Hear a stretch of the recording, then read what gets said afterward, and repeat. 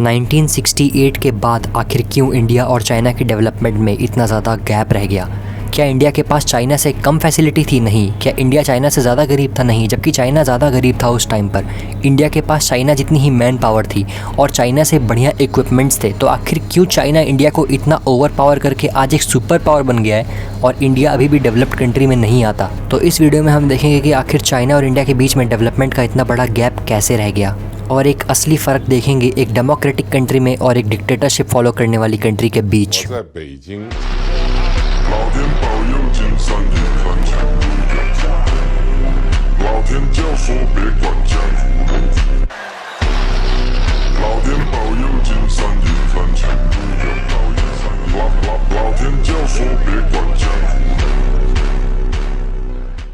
बात है 1968 की, जब चाइना के लोग खुद के ही खून में सने हुए थे। उस टाइम चाइना की हालत इतनी ज़्यादा ख़राब थी कि वहाँ का करंट सुप्रीम लीडर जो था उस टाइम का, माओ ज़ेडोंग, वो वहाँ के लोगों पर इतनी ज़्यादा क्रूएलिटी करता था, उनसे ज़बरदस्ती काम करवाता था, और अगर आप काम करने के लिए मना करोगे तो आपको या तो मार दिया जाएगा या जेल में डाल दिया जाएगा।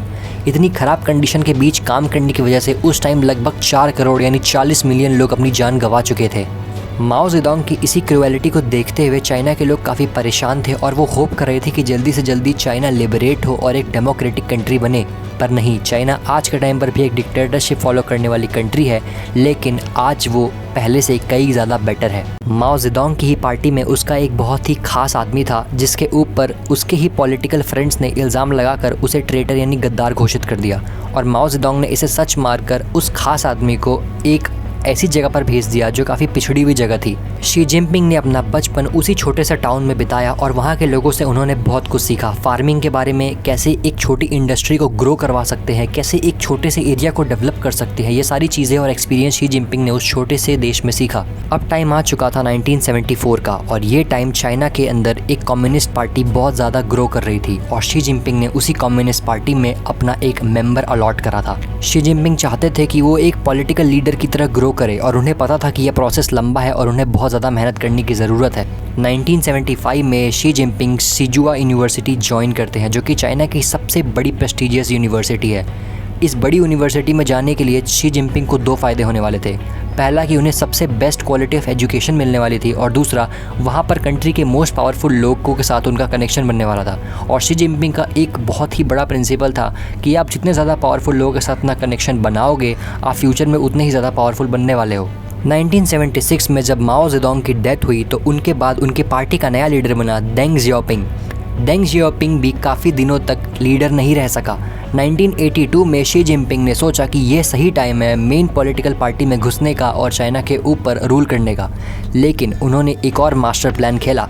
1982 में शी जिनपिंग वापस से गायब हो गए। शी जिनपिंग गायब हुए थे एक ऐसे रीज़न और एक ऐसे मास्टर प्लान के लिए जो आने वाले फ्यूचर में उन्हें चाइना का सबसे पावरफुल आदमी बनाने वाला था। शी जिनपिंग का ये मास्टर प्लान था कि वो एक छोटे से एरिया में जाएंगे और ग्रास रूट लेवल पर वहाँ के लोगों के लिए काम करेंगे, उस एरिया को ग्रो करके डेवलप करेंगे और पूरे चाइना को ये बात बताएंगे कि कैसे उन्होंने एक छोटी सी जगह को डेवलप कर दिया बिना किसी की हेल्प के। तो सोचिए कि जब वो चाइना के लिए काम करेंगे इतनी सारी इक्विपमेंट्स और फैसिलिटीज़ के बाद, तो वो चाइना को कहाँ से कहाँ पहुँचा देंगे।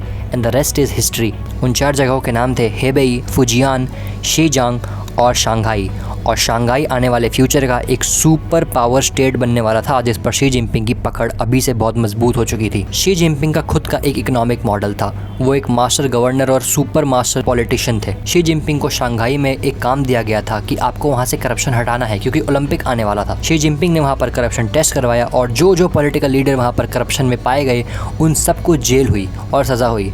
शी जिनपिंग की इस कारनामे को देखते हुए ये बात चाइना भर में फैल गई, और शी जिनपिंग कितने बड़े लीडर बन गए थे उस टाइम तक कि उन्हें चाइना की मेन कम्युनिस्ट पार्टी के अंदर 2nd हाईएस्ट रैंक मिली थी। और जैसे देखते ही देखते शी जिनपिंग का पावर धीरे धीरे दिन पे दिन बढ़ता गया और वो एक दिन आने के बाद चाइना के सुप्रीम लीडर यानी वहाँ के प्रेसिडेंट बन गए। Xi Jinping's name and political ideology are now written into the party's constitution. President Xi looks set to pull off yet another power grab. He'll be reconfirmed as president for a historic third term, a move to China के हर एक इंसान को यही लगा था कि Xi Jinping China की हालत बदल देंगे और वहाँ पर डेमोक्रेसी ला देंगे, लेकिन Xi Jinping had different plans. उन्होंने चाइना में प्रेसिडेंट बनने के बाद अपने ऑपोजिशन में खड़े हर एक इंसान को जेल करवा दी और अपने रास्ते का कांटा साफ कर दिया।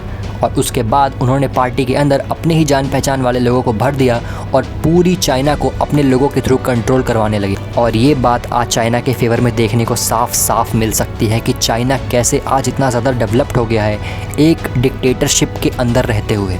एक बात तो साफ है कि जिस भी कंट्री में डिक्टेटरशिप होती है, फॉर एग्जांपल चाइना और इधर पार्शली रशिया, वहाँ के लोगों के अंदर थोड़ा डर होता है गवर्नमेंट के लिए और वो डर उन्हें सही रास्ते पर चलने के लिए मदद करता है। मिलते हैं नेक्स्ट वीडियो में। Thank you very much. Please subscribe the channel please.